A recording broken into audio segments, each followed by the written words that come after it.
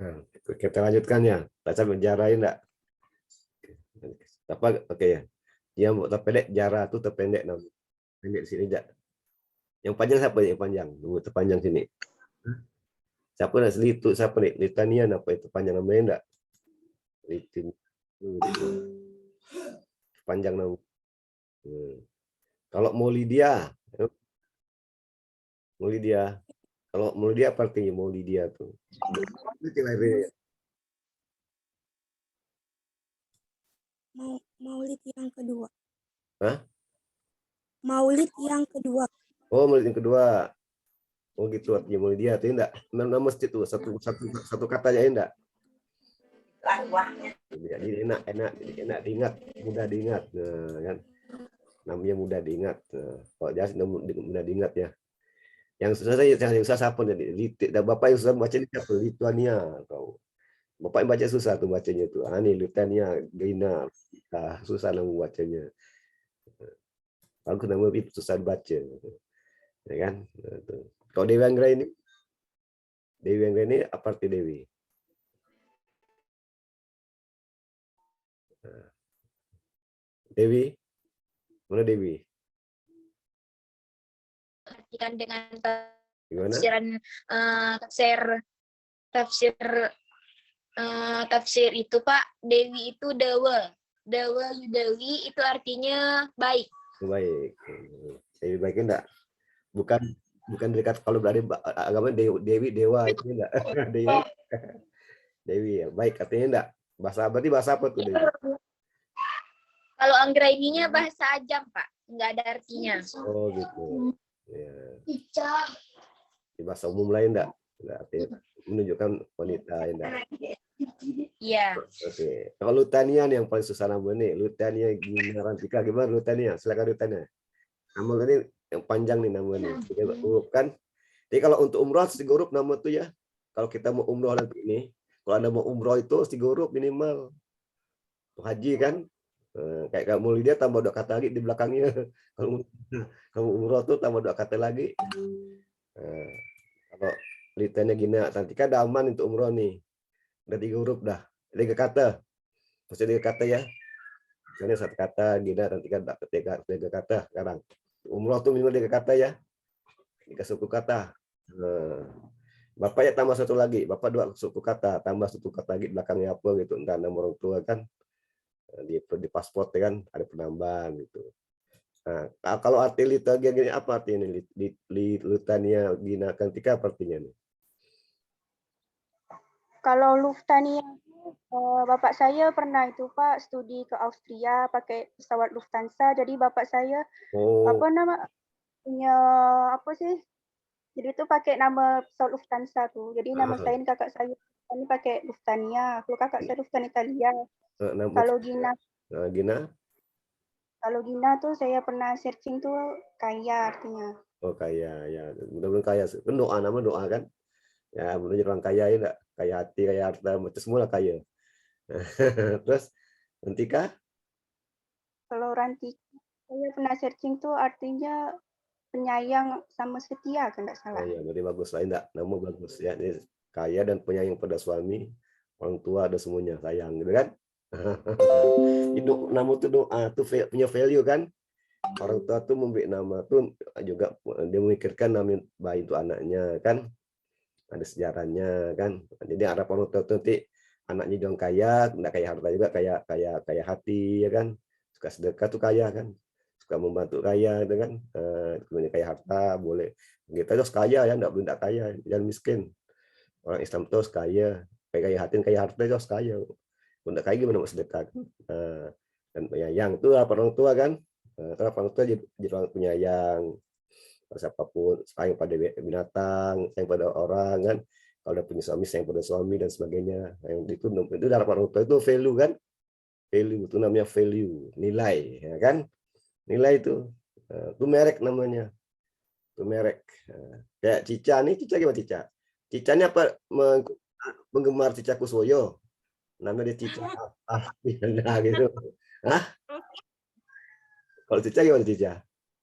Kalau Cica tuh sebenarnya ada artinya sih Pak. Iya. Tapi pas saya bukan dari bahasa lain gitu.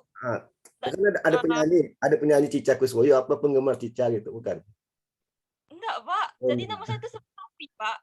gitu. Sebenarnya. Iyalah. Akan ada Tapi kan apa di rumah Cica. Cica itu enggak? Iyalah. Cica. Uh, Alpiananya apa arti Alpiananya? Kalau itu kayak apa sih namanya? Kayak dirubah dari bahasa Arab gitu, Pak, jadi Alfiadi. Awalnya kan asal katanya kan Alfiani kan. Cuma jadi Alfiana. Ya, Jadi wanita enggak? Iya, jadi wanita. Apa ini kamu kan kalau tahu sih punya mana yang bagus ya enggak gitu kan. Cica itu kan penyanyi juga, penyanyi. Waktu masa kecil penyanyi Cica Kuswoyo kan, anak Kuswoyo kan. Kan enggak apa-apa, kita kan juga penggemar penyanyi, kita nama penyanyi kan. Gitu. Kan bagus juga. Cica kan jadi dasar jadi mualaf juga. Itu kan. Itu merek ya. Itu merek. Jadi kalau Anda di sama gitu dengan Anda juga buka restoran, apa nama restoran Anda? Nah, kan? Kayak itu. Apa nama restorannya juga harus nama restoran itu harus bisa menunjukkan value restoran itu gitu kan. Nah, bisa dari nama keluarga. Kan mereka bisa dari nama keluarga. Ya kan? Bisa pakai pakai bahasa Arab yang punya arti kan? Yang itu boleh terus Anda yang penting bagus, yang penting nama restoran itu harus menunjukkan nilai restoran itu, ya kan? Sehingga konsumen mau datang ke sana, ya kan itu. Itu merek namanya. Itu merek. Jadi Anda tidak gampang buat nama merek, harus diskusi. Harus didiskusikan dulu. Jangan sampai nama. Apa artinya, maknanya apa gitu ya. Nanti kalau saya nama ini harus gimana nanti restorannya ya. Nanti kalau Anda buat nama restoran enak ya. Restoran enak. Tapi enggak enak kan bertentangan dengan nama kan. Nama restorannya enak tapi waktu makan tak enak. Gimana itu? Kan enggak itu betul belakang kan? Jadi beri nama itu sesuai dengan value-nya gitu kan. Yang asal beri nama. Enggak boleh beri nama. Sama produk itu beri nama. Anda buat usaha bakso apa Anda? Bakso cinta kan, nama bakso cinta.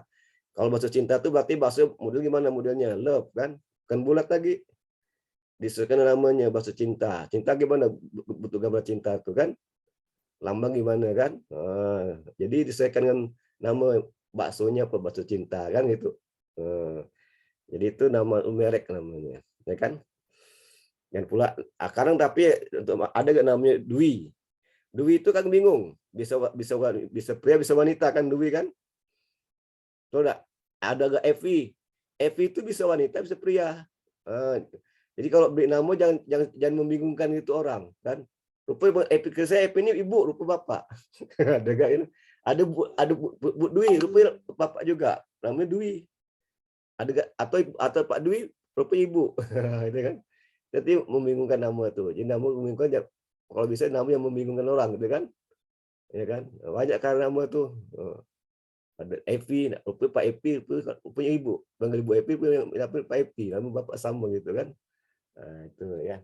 Oke, itu merek. Nah, itu. Jadi Metro kuat ya, punya brand yang kuat. Ekospas kuat.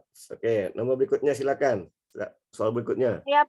Silakan. Saya, Pak. Langsung semua ngomong enggak apa-apa. Dewi Anggraini silakan.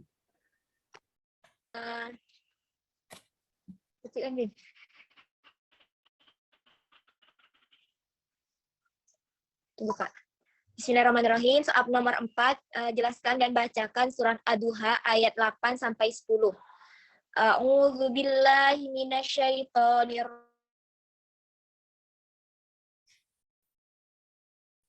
Jangan terganggu. Dewi jadi terganggu. Dewi jadi terganggu. Oke, siapa lagi coba kan nunggu Dewi sampai bagus jadi. Apa? Silakan. Lihatannya Gina ganti. Silakan lihatannya. Ada orang yang minta-minta. Oh, masih ada. Janganlah.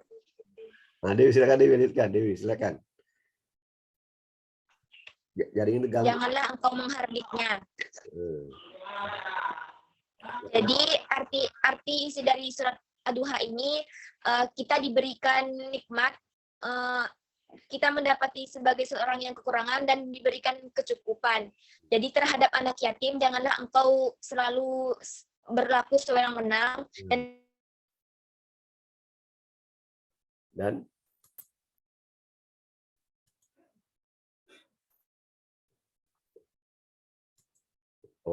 oke, jaringannya Dewi nih terganggu. Oke, silakan Litania tadi. Ya, di sini saya akan melanjutkan jawaban dari Dewi. Bismillahirrahmanirrahim. Wa wajadaka ailan fa'aghna wa ammal yatima fala taqhar wa ammas sa'ila fala tanhar. Sadaqallahul azim. Yang artinya, dan dia mendapatimu sebagai seorang yang kekurangan, lalu dia memberi kecukupan. Maka terhadap anak yatim, janganlah engkau berlaku sewenang-wenang, dan terhadap orang yang meminta-minta, janganlah engkau menghardiknya. Jadi isi kandungan dari Quran surah Ad-Duha ayat 8-10 menerangkan tentang pemeliharaan Allah Subhanahu wa taala terhadap Nabi Muhammad dengan cara yang tak putus-putusnya. Surah ini juga melarang berbuat buruk terhadap anak yatim dan orang yang meminta-minta, dan surah ini juga mengandung pula perintah kepada Nabi supaya mensyukuri segala nikmat. Mungkin itu saja. Kurang lebihnya mohon maaf. Sekian. Wabillahi taufiq wal hidayah. Wassalamualaikum warahmatullahi wabarakatuh. Waalaikumsalam warahmatullahi wabarakatuh. Ya, jadi anak yatim tidak boleh sembarangan ya. Sayang kan tidak boleh menghardik, tidak boleh. Di sini masih ada yang yatim. Ada yatim enggak sini? Ada. Masih lengkap semua ya? Masih lengkap orang tua semua? Ada, Pak. Wah. Dewi ya? Dewi masih lengkap? Iya, Pak. Masih lengkap orang tuanya?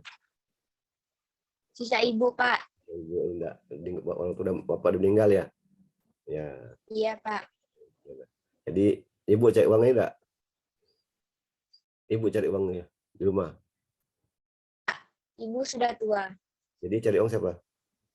Saudara. Saudara. Dewi enggak kerja? Dewi kuliah, Pak, sambil buka usaha di rumah. Oh, ya bagus lah. Kamu usaha yang bagus kan? Apa tuh menekan beban saudara ya enggak? Sambil kuliah sambil bekerja. Itu ya. Jadi kalau dengan anak yatim piatu tidak boleh menghardik, tidak boleh berkata kasar, tetap sayang. Walaupun memang kadang mereka kasar, tapi jangan kita menghardik tidak boleh kan? Kita menasihati boleh, ya kan? Kalau kita bersedekah dan anak yatim itu bagus, ya kan? Bagus tuh bersedekah anak yatim piatu, yang punya orang tua kan? Oke, terus soal berikutnya. Saya, Pak. Silakan, siapa lagi? Jara ke? Silakan Jara. Assalamualaikum warahmatullahi wabarakatuh. Assalamualaikum warahmatullahi wabarakatuh. Perkenalkan, nama saya Zara. Di sini saya akan menjawab pertanyaan nomor 5 yang mana soalnya adalah coba Anda baca surah Al-Ahzab ayat 21 dan jelaskan arti dengan isinya. A'udzu billahi minasyaitonir rajim. Bismillahirrahmanirrahim. Laqad kana lakum fi rasulillahi uswatun hasanatul liman kana yarjullah wal yawmal akhir wa zakarallaha katsira. Shadaqallahul azim. Yang mana artinya, sesungguhnya telah ada pada diri Rasulullah itu suri teladan yang baik bagimu, yaitu bagi orang yang mengharap rahmat Allah dan kedatangan hari kiamat, dan dia banyak menyebut Allah. Adapun isi kandungan dari Quran Surah Al-Ahzab ayat 21 ini adalah menerangkan makna bahwa keteladanan yang baik ada pada Rasulullah. Orang yang meneladani beliau berarti menelusuri jalan yang dapat mengantarkannya kepada kemuliaan Allah, yaitu jalan yang lurus. Sedangkan suri teladan kepada beliau, apabila menyalahi beliau maka itulah teladan yang buruk. Sekian dari saya. Wassalamualaikum warahmatullahi wabarakatuh. Warahmatullahi wabarakatuh. Jadi apa hubungannya dengan ini apa? Hubungan dengan topik hari ini ya kita dalam berbisnis juga dalam memberi merek itu harus mengikuti sunnah Rasul enggak? Ini kan bagaimana Rasulullah memberi nama gitu kan? Betul enggak? Kan namanya baik-baik itu kan gitu. Kayak gitu kan? Yang tidak mengikuti sunnah Rasul, kita mengakui dan bawa anak Rasul kita. Tapi kita tidak mengikuti kan tidak boleh gitu kan? Dalam berbisnis bagaimana Rasul bisnis kan udah diajarkan oleh Rasul kan, harus jujur kan, kemana, gitu kan. Bagaimana memberi nama juga kan udah ditentukan oleh Rasulullah, bagi nama juga harus yang baik, gitu kan. Itu kan mengikuti ajaran Rasul. Ya, itu terus soal berikutnya gimana? Soal berikutnya, silakan langsung bicara, langsung nama atau raise hand. Pakai raise hand nggak boleh, raise hand kan ada pas raise hand ada kan raise hand, ada sini ini raise hand, reaksi kan, lihat raise hand. Nah, Bapak tahu siapa yang Bapak tahu. Di ada reaksi itu ada kata raise hand, tunjuk tangan, kan ada kan. Nah, Irma kamu jawab. Iya Pak. Silakan Irma. Assalamualaikum warahmatullahi wabarakatuh. Perkenalkan nama saya Irma Septiana. Saya akan menjawab soal nomor 6. Coba Anda baca surah Al-Mulk ayat 2 dan jelaskan arti dan kandungan isinya. A'udzubillahi minasyaitonirrajim. Bismillahirrahmanirrahim. Allazi khalaqal mauta wal hayata liyabluwakum ayyukum ahsanu amala wa huwal azizul ghafur. Artinya, yang menjadikan mati dan hidup supaya dia menguji kamu. Siapa di antara kamu yang lebih baik amalnya? Dan dia Maha Perkasa lagi Maha Pengampun. Isi kandungannya yaitu Allah mengajarkan dengan prinsip keseimbangan antara satu produk dengan produk yang lain. Untuk menentukan terjadi kerusakan atau tidak ada produk dalam ayat ini, maksudnya untuk menentukan terjadi kerusakan atau tidak pada produk. Dalam ayat ini, Allah mengisyaratkan manusia perlu membuat sistem untuk meneliti secara berulang-ulang guna meyakini atau dalam kapasitas manusia bahwa produk sudah mencapai zero defects dan meyakini telah terdapat kesesuaian produk dengan standar atau kriteria yang ditentukan atau diminta oleh konsumen. Sekian dari saya, terima kasih. Wassalamualaikum warahmatullahi wabarakatuh. Waalaikumsalam warahmatullahi wabarakatuh. Itu udah jelasin enggak? Dalam menjual produk itu yang terus tidak bercacat, tidak berusak kan. Nah, misalnya Anda buat roti kan ada ukurannya, dititi dulu, ya kan. Konsumen minta roti rasa manis, jadi Anda apa tuh? Nah, apa lakukan kan? Jadi gula banyak, ini kan. Tepung gimana kan diteliti dulu kan, dititi dulu, itu kan, itu kan. Semua ada takarannya, ada tuh. Kayak makan obat, anak sakit kasih obat. Nah, kan nggak bisa makan obat 1 hari berapa kali makan obat kan, ada takarannya kan, dan sampai kita berobat makan obatnya malah makin parah penyakit kita kan, itu berarti salah, ada yang salah tuh dengan obat itu kan, atau dokter salah mendiagnosa kan, sehingga ngasih obat salah, jadi timbul hal yang negatif ya bagi pasien gitu kan. Jadi itu kalau pembisnis menjual produk yang cepat rusak nanti pelanggan kecewa, nah itu kan tidak loyal lagi pada perusahaan, gitu kan, karena produknya rusak atau defects, kan.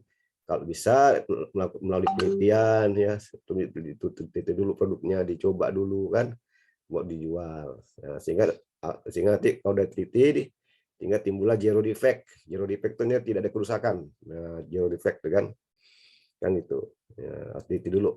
Nah, ya sama nanti Anda kan udah ada wajah, setelah tamat Anda akan cari pasangan, Anda teliti dulu kan, nggak langsung cari pasangan ambil itu enggak kan, teliti dulu. Orang itu juga neliti, tanya kan, masing-masing orang tanya siapa ini gimana kan, teliti kan, supaya apa nanti, supaya jadi keluarga yang bagus, yang baik kan masa depan.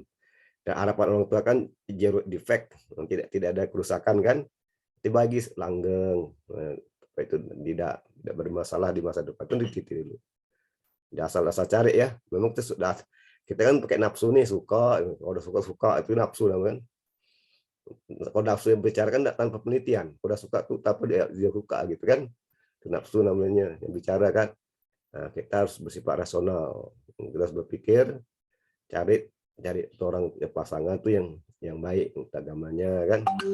Nah, kita teliti dulu itu. Atau kalau perlu diuji itu. Diuji yang itu maksudnya, diuji. Bapak waktu itu uji dulu bawa dengan bapak apakah hartanya, kenapanya, terus diuji, pasangan itu diuji dulu. Bapak bertanya kerjanya apa, udah ada kerjanya serabutan, nah, ini mundur dia. Bapak bohongi kerja serabutan, mundur dia. Bapak bohong itu ditanya dengan orang tua ya itu, anak kerja apa, saya kerjanya serabutan, kadang-kadang kerja kadang-kadang enggak, mana bapak bohongi ya jawabnya itu, ayo mundur lah.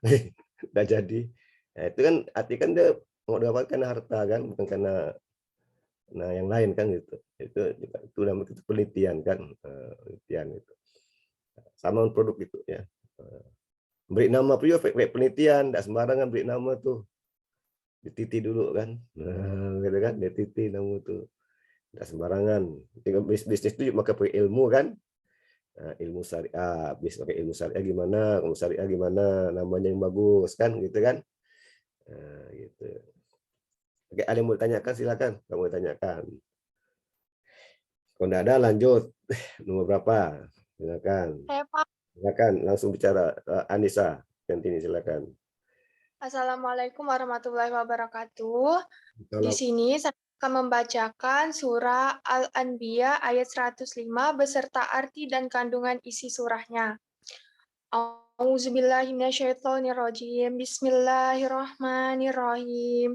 Walaqad katabna fiz zaburi min ba'di dzikri annal arda yarisuha ibadiyas solihun, yang artinya, dan sungguh telah kami tulis di dalam Zabur setelah tertulis di dalam Lauhul Mahfuz bahwa bumi ini akan diwarisi oleh hamba-hambaku yang soleh.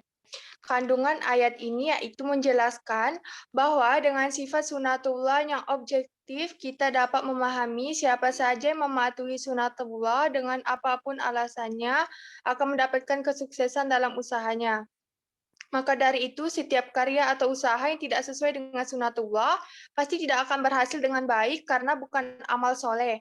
Dan sebuah perusahaan harus mampu menciptakan nilai syariah pada perusahaannya untuk mempengaruhi keputusan pembelian konsumen. Sekian dari saya. Wassalamualaikum warahmatullahi wabarakatuh. jadi bisnis yang berhasil tuh kan bisnis yang syariah ya enggak? Nah, saya kalau kita punya usaha berhasil, sukses harus sedekah kan gitu kan?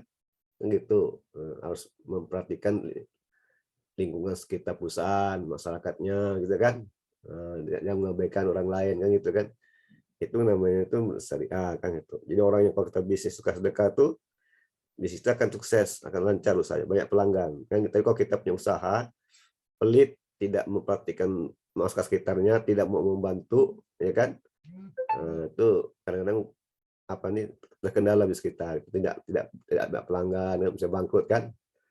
Nah, coba Anda teliti aja pebisnis yang mengikuti syariah Islam sukses atau tidak gitu kan. Itu perlu penelitian kan, perlu survei ya kan. Yang Bapak survei rata-rata dari 3 itu rata-rata kenapa ramai itu Bapak biasanya 3 restoran, kenapa ramai pelanggannya, rata-rata mereka sedekah, ramai pelanggannya gitu, sedekah rata-rata. Dia tuh suka bantu beri makan orang miskin, orang apa nih, memberi makan yatim piatu di panti asuhan kan, itu juga bisa membuat mereka punya banyak pelanggan gitu kan. Itu ya, oke ya, itu ya sudah ada kan. Jadi kalau tidak ada pebisnis ya, jadi bisnis dengan cara syariah ya kan, sesuai dengan sunnah Rasul.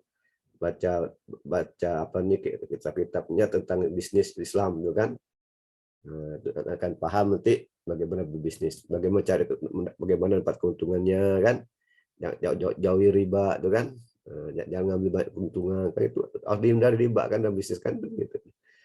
Masih riba enggak sukses kan, enggak berkah gitu, uangnya enggak berkah, cepat habis. Dapat untung pun cepat habis, uang itu enggak berkah kan. Kalau kita dapat uang banyak cepat habis, tidak berkah uang gitu tuh. Kita dapat uang sedikit tapi lebih berkah pun bagus kan, begitu ya. kita bersyukur lah gitu. Nah, bersyukur itu artinya kan ya mentaati perintah Allah kan, bersyukur kan. Melarang itu bersyukur. Gitu. Bukan alhamdulillah aja, alhamdulillah kan ucapan, tapi bersyukur itu melalui perbuatan, gitu kan. Gitu. Sama bisnis, kalau Anda banyak bersyukur kan. Perbuatan gimana? Tadi itu bersedekah, berdoa pada Allah, sholat, macam tuh. Itu artinya bersyukur. Sebagai bisnis yang berhasil harus bersyukur pada Allah. Bukan hanya alhamdulillah aja, dapat kunung alhamdulillah itu enggak. Itu hanya lisannya kan, alhamdulillah, tapi tak bersedekah, pelit, alhamdulillah. Semua orang bisa menyebut alhamdulillah kan? Non Islam ya bisa menyebut alhamdulillah. Sekarang nih banyak bisa enggak payah kan? Tapi mereka tidak bisa bersyukur melalui perbuatan non Islam kan? Tapi kalau kita kan orang Islam kan bisa bersyukur melalui perbuatan kan gitu. Kalau jadi bisnis yang sukses harus dekat, itu bersyukur namanya.